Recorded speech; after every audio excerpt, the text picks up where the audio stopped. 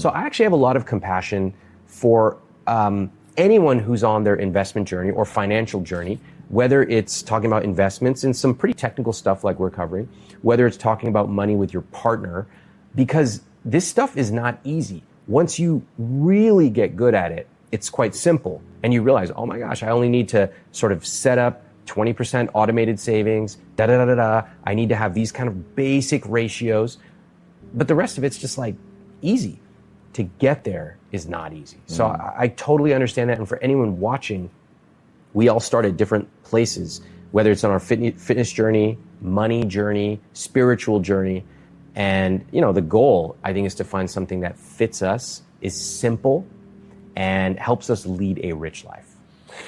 Yeah, I love that. And I encourage people to watch episodes 1 and 2. We talk more about the rich life. The love and money stuff that you're doing now, I find really, really interesting. I've watched you with couples, like almost like a therapy session. It's really good, by the way. I've really fallen in love with a lot of the content you've done through the pandemic, that sort of really intimate stuff. But what do you find in the love and money section where couples are coming together maybe for the first time? What are some common issues that they struggle through, and how do you help them get to the other side of that? The most common issue of all is that one partner is a spender and one is a saver. There are other issues which a lot of people will say, I can't seem to get on the same page. And when I ask them, tell me about a specific time in the last 30 days where you two were not on the same page, they're like,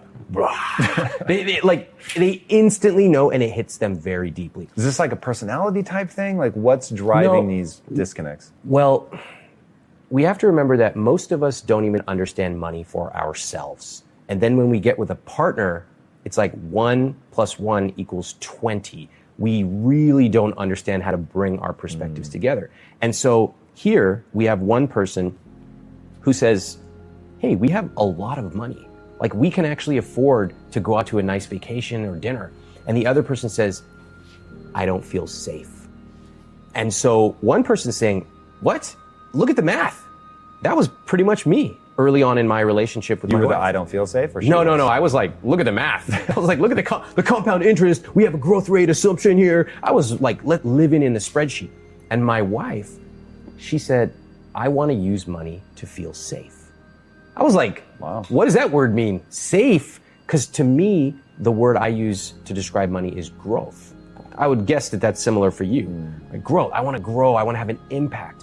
And so when we originally started talking, we started to rewind, and we would talk about, you know, what were the things our parents said around the dinner table?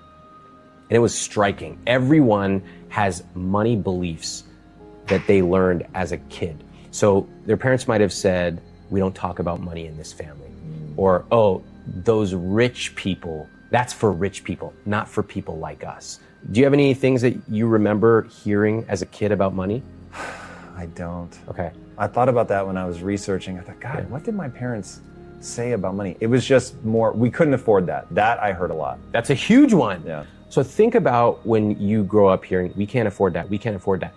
One day, when you have actually a pretty decent amount of money, a lot of people still tell themselves, we can't afford that. So they still go on the same type of vacations they would have gone on 15 years ago. They still tell their kids, we can't afford that. But when we look at the numbers, actually you can afford that and a lot more. But everybody talks about how to save and nobody talks about how to spend. So when I'm speaking to these couples, it's really fascinating. They will come to me and we do this podcast, and they'll fill out all their information, this full dossier. I know their net worth, I know their income. And I talk to them about their problem, and I go, on a scale of 1 to 10, how big of a deal is this? And they go, like maybe a 4 out of 10. In their relationship. Yeah, in their relationship. I go, you came on this show, we're using your real numbers and name and voice, and you're telling me this is a 4 out of 10? And they go, yeah. They minimize the problem. So what I say to them is, okay, the two of you don't see eye to eye on how much to spend on a car. Now imagine fast forwarding 30 years. You've got 2 kids, you've got a mortgage, you've made 10,000 financial decisions. How big of a deal do you think this disagreement is? And they instantly go, oh, that's a 9 out of 10. Because most of us in the moment, we minimize our financial problems with our partner.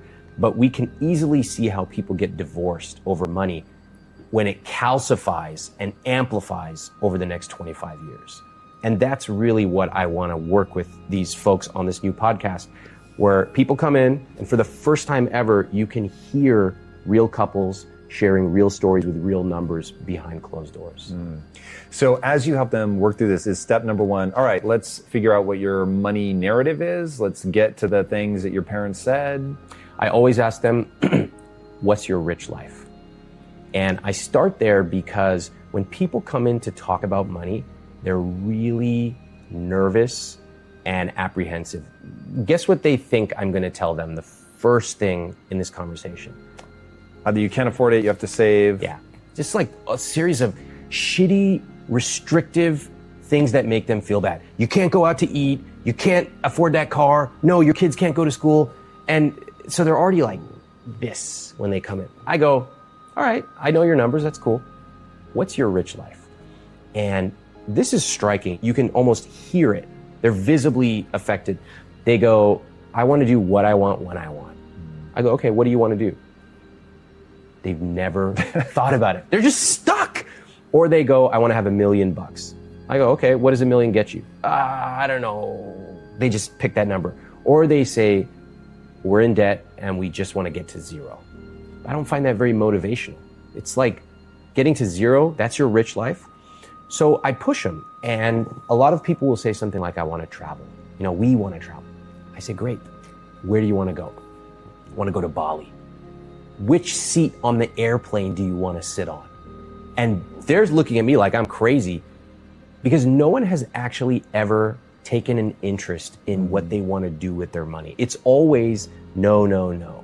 Where do you want to eat? Who do you want to take with you? What are you going to show your kids when you go there? And their face is lighting up. You can hear it. Everybody deep down knows something they want to do with their money. One woman told me, I want to go to Whole Foods and be able to spend without having to look at the price tag. That was a very modest goal. I said, okay. And by the way, she already had like hundreds of thousands of dollars of net worth. She could already do it. Whole Foods is expensive, but it ain't that expensive. Maybe if she was going a few times a week, you're right. But I said, what then? And she was stumped. Here we have somebody in their late 30s who's been very financially successful, and her dream is to go to Whole Foods and not look at the price tag. What do you do though when the couples, like, they each have this really vivid sense of what they want once you pull it out of them, but that they really are different? Okay. The good news is that you don't have to always agree with your partner on certain things. He might want to spend money on a certain thing. It's fine. If you can jointly afford it, or he can individually afford it, that's fine. What do you mean? So these are couples, do you have them separate their money? Well, they just come to me as is.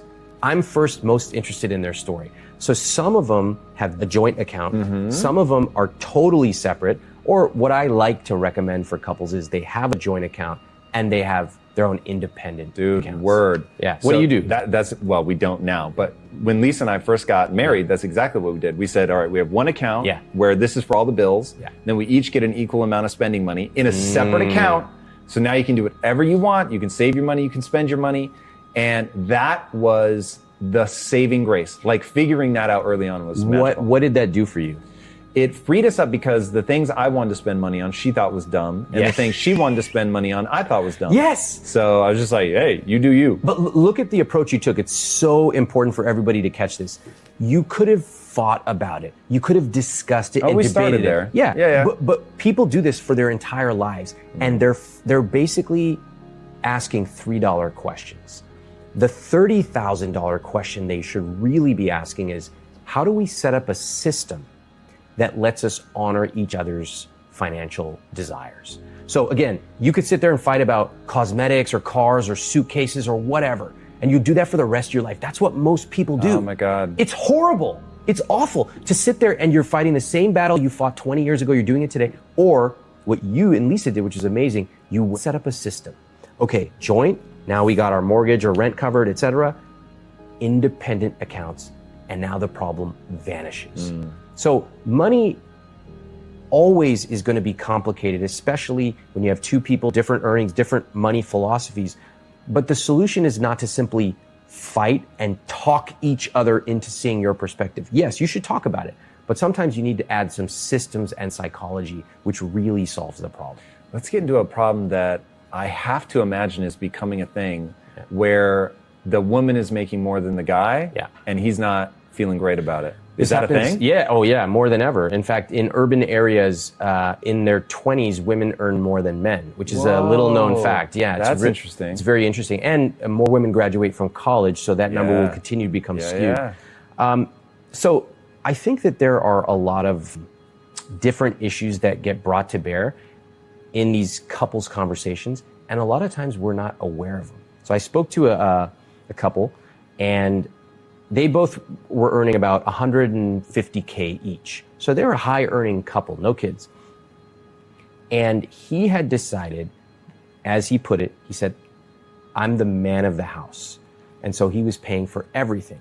So I said to him, even though she's making the same amount correct. of money? That's interesting. Very interesting. So I said, and he's young? They're both young. I said, what does man of the house mean to you?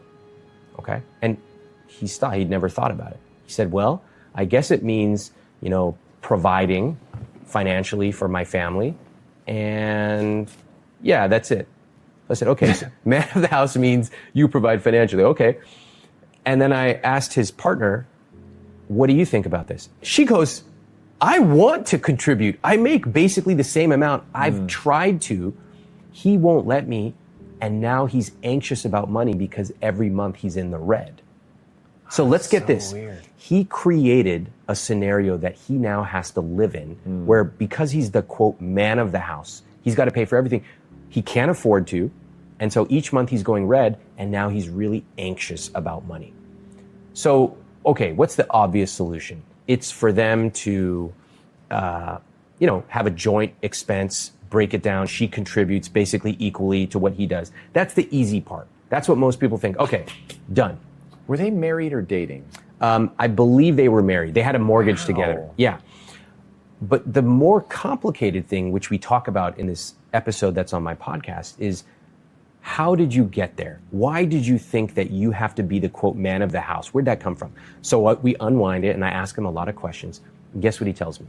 He goes, his parents were immigrants.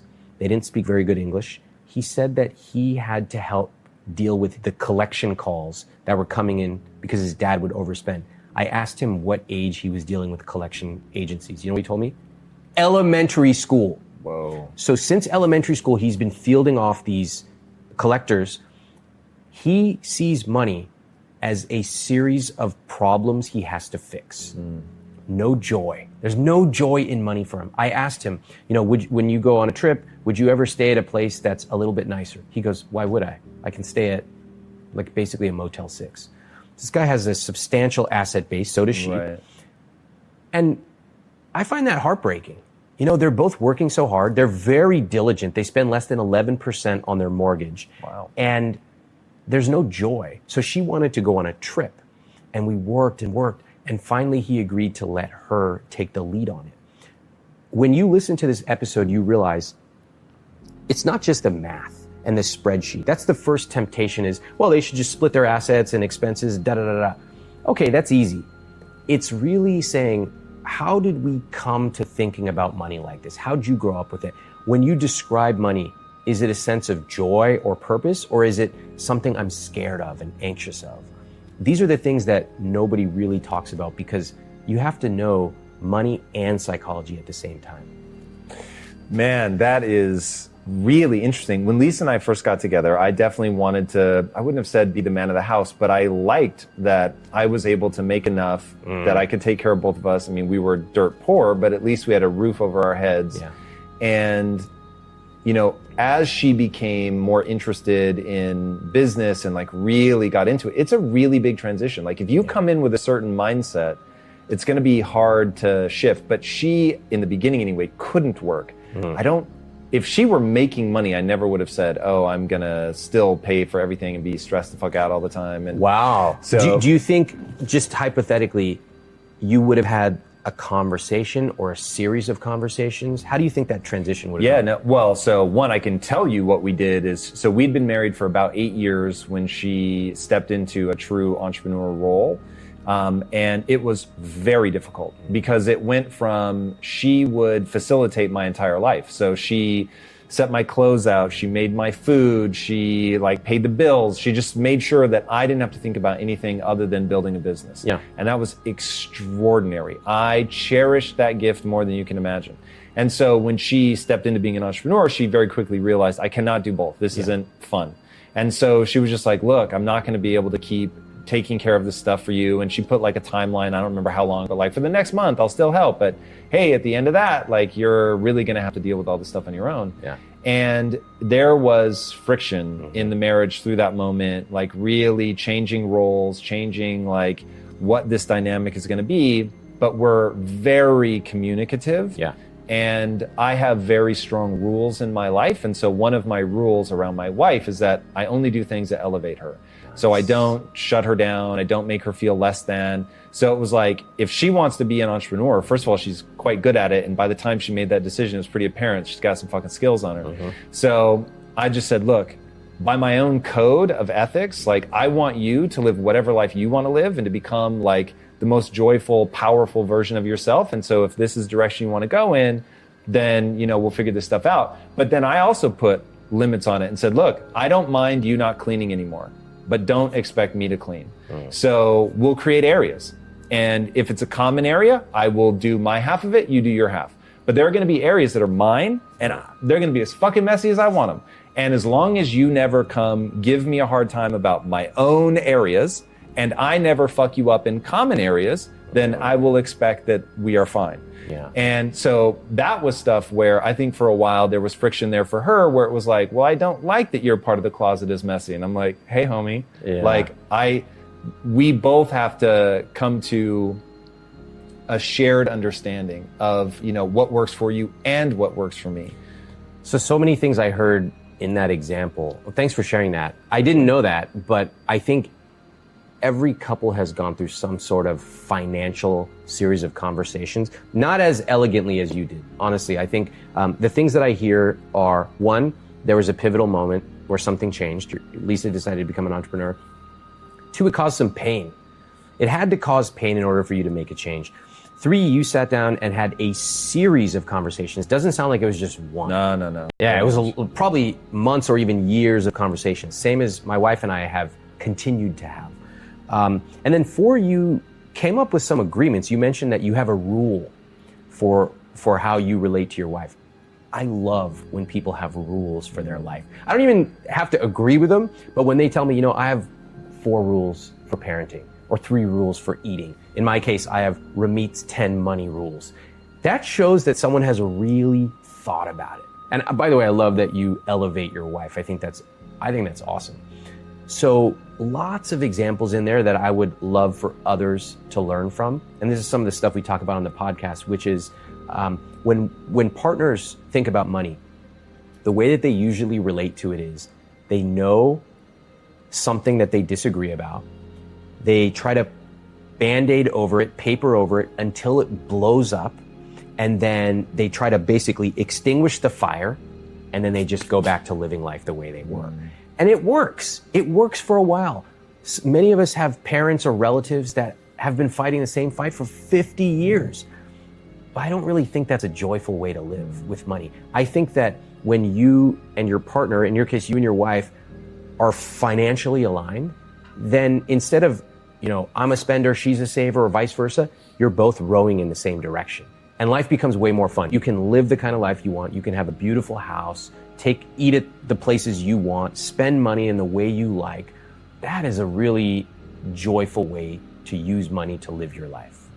So after you have the rich life definition and you've got one person is a spender and one's a saver, how do you help them? So separate spending accounts sounds like one thing. Well, I spend 70% of the time listening to their story. I want to first understand it. They don't even understand their own story. Most people are behaving a certain way about finances. And when you ask them, why do you do that? They actually have no idea. And in less than 10 minutes, we can trace it back to something they learned in college or as a child. And they go, oh my God. For example, I spoke to a young woman who was obsessed with buying a house. She was obsessed. Now, in America, real estate is religion. A lot of us believe gotta buy a house, it's the best investment ever. That's not true. But I started probing her, how come? And first of all, I said, what kind of house do you want to buy? She lights up. This is in New York. She goes, I want to have an apartment on the Upper East Side, 2 bedrooms, da-da-da-da. She had the whole thing laid down in her head. Great. And I said, tell me more. What do you want to do with your money? She said, well, I want to be able to go out, I want to be able to eat, travel, etc. So the house thing really interested me because she was so deep on what type of house she wanted. And she felt frustrated because she couldn't afford it. I asked her why. It turns out that she grew up fairly upper class, and in high school, during the recession, her dad lost everything and they lost their house. So what do you think a house represents to her? Safety, security. And so she was sacrificing all kinds of things she could have been doing today so that she could buy a house. And when I asked her, why do you want a house? She didn't even connect that with safety. Now that she understood that, she said, oh my gosh, now I can make better financial decisions. I can save and project exactly when I'm gonna get a house. I don't need a 2-bedroom. I could have a 1-bedroom, it's fine. So I spend time unpacking their story, and almost always, you find that there's some way they're behaving that when it's pointed out to them, they go, oh my God, I never realized that.